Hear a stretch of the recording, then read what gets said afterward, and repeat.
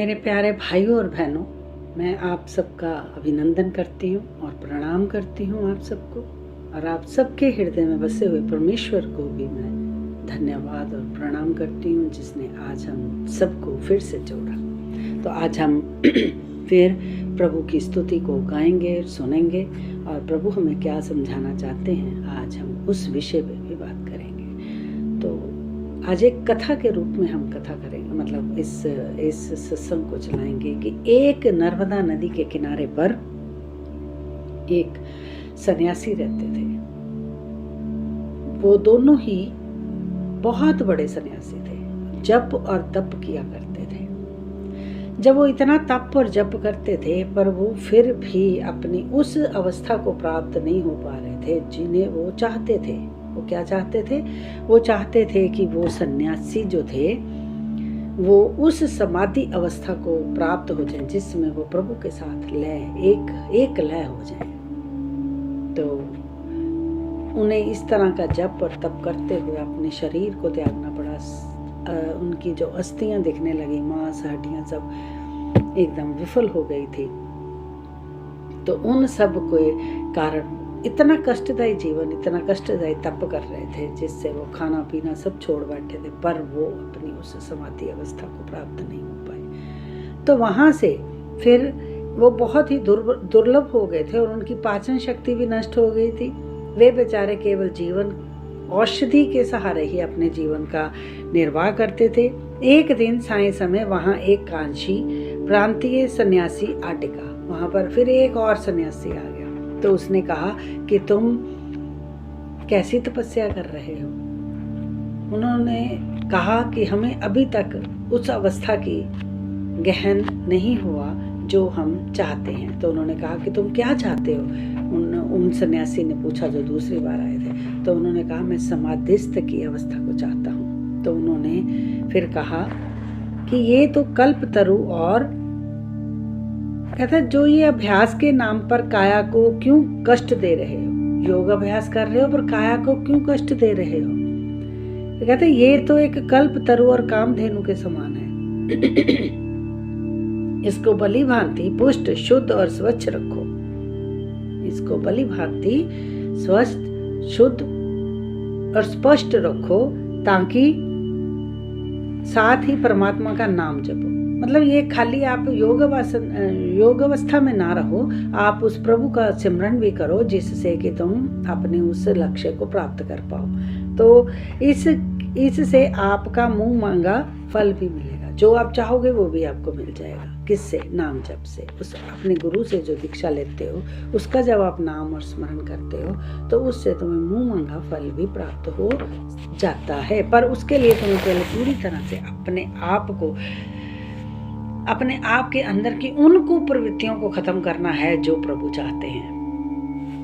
काम, क्रोध, लोभ, मोह, मद, मत्सर, इन सब चीजों को, इन सब विकारों को जब हम अपने अंदर से निकाल देते हैं तो ही हमें ये समाधि की अवस्था प्राप्त होती है। और आदर पूर्वक कहा, हे संतवर, मैं अब इस अभ्यास से थक चुका हूँ और कष्टदायी आसनों से, कठोर कर्मी से, क्लेशकारिणी क्रियाओं से और दुष्कर विधियों से मेरी काया कुटी अति कृश हो चुकी है। मैं इन सब आदियों व्याधियों की कष्टों के आसनों से मैं थक चुका हूँ। अब मुझे कोई ऐसा सरल उपाय बताएं जिससे मैं भक्ति पथ पर आराम से चल पाऊँ।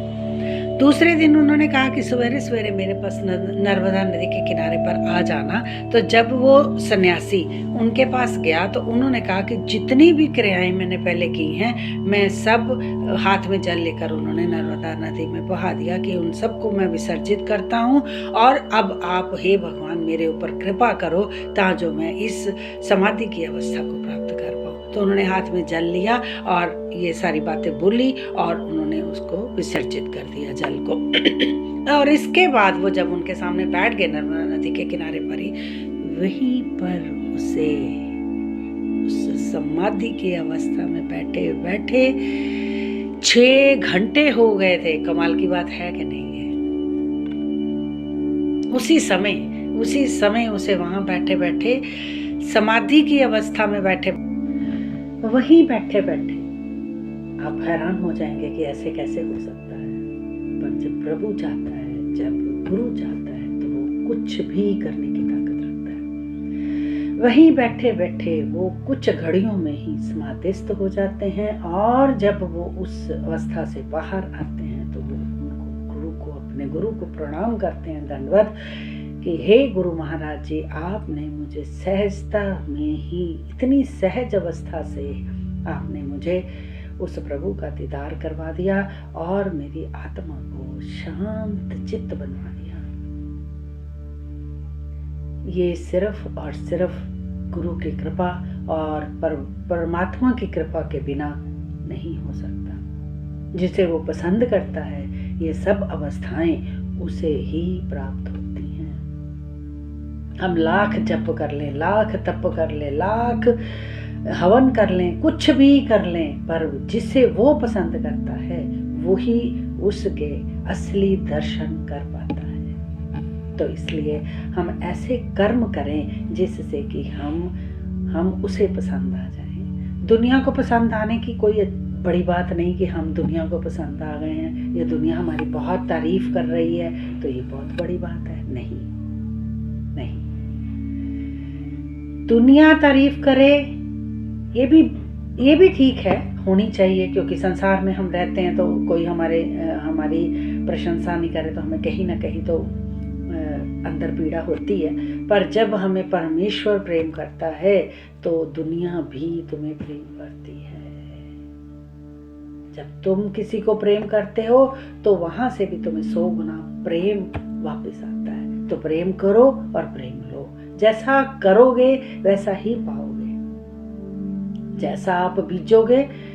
अगर हम सोचें कि हम आम बीजे तो हमें आम का ही फल प्राप्त होगा, अगर हम किक्कर बीजेंगे तो सोचे आम मिल जाए, वो नहीं होगा। जैसा बीजेंगे वैसा ही पाएंगे, आज नहीं तो कल। ये तो मेरा अपना पर्सनल एक्सपीरियंस है कि हम जो करते हैं हमें वो ही मिलता है।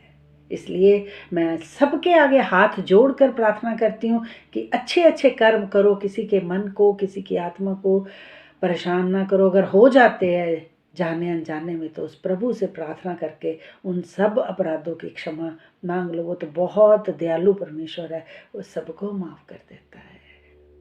हम जितने मर्जी कुप्रवृत्तियों से भरे हुए हैं, हमारे अंदर एक एक कूट कर अगर विकार भी हैं, वो फिर भी हमें गोद में बिठा लेता है। जैसे एक माँ अपने गंदे बच्चे को भी अपनी गोद में उठाकर उसे किसियां करती है, उसे प्यार करती है। क्यों करती है? क्योंकि वो उसकी माँ है। और कोई बच्चा गंदे बच्चे को कोई प्यार कर पाएगा?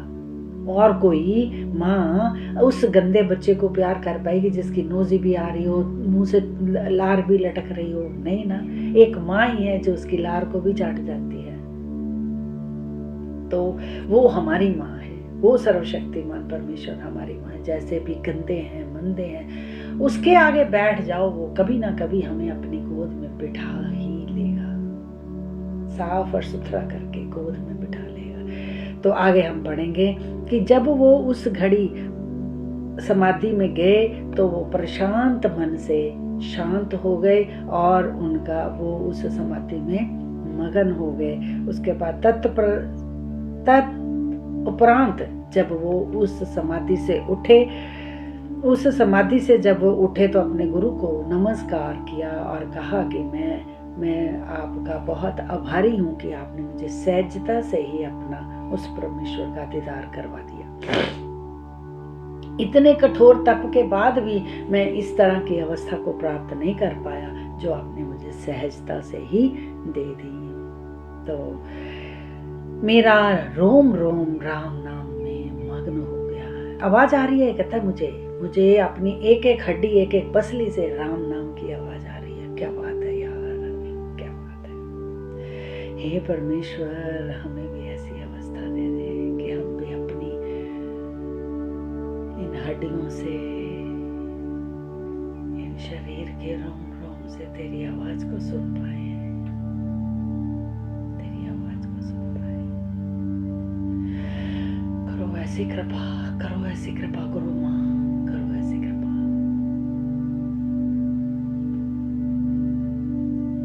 मेरा रोम रोम आपका कृतज्ञ है कि आपने मुझे राम नाम से मिला मैं आपके इस उपकार का सदा आभारी रहूँगा और स्मरण करूँगा कि आपने मुझे सहजता से ही सब कुछ दे दिया। तो हम फिर एक बार इसी अवस्था को प्रभु से मांगेंगे और कहेंगे कि हे परमेश्वर, मुझे भी इस तरह की अवस्था का के लिए चुन ले, ताकि मैं भी तेरी इस आंखें बंद करके कई घंटों तक तेरा दीदार करता रहूं। परमेश्वर, तेरी जय जयकार गाऊं, तेरे भवनों में जब मैं आऊं तो तेरी ही स्तुति करता हुआ। मेरा मुझे बुला दे, बस तू ही तू रह जा। ऐसा कुछ कर दे परमेश्वर कि तू ही तू हो जा, मैं खत्म हो जाए।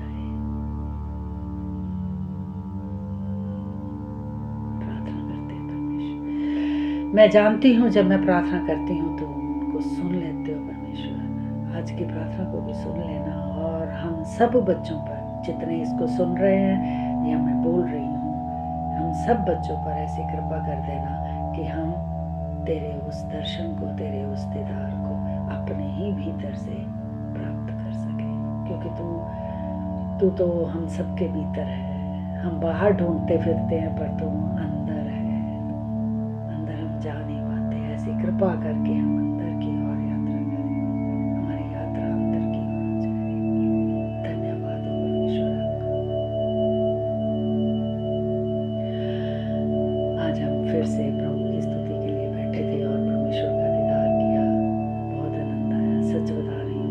मैं इस आनंद का अनुभव आपको बता नहीं सकती कि कितना मैं अंदर से रम गई।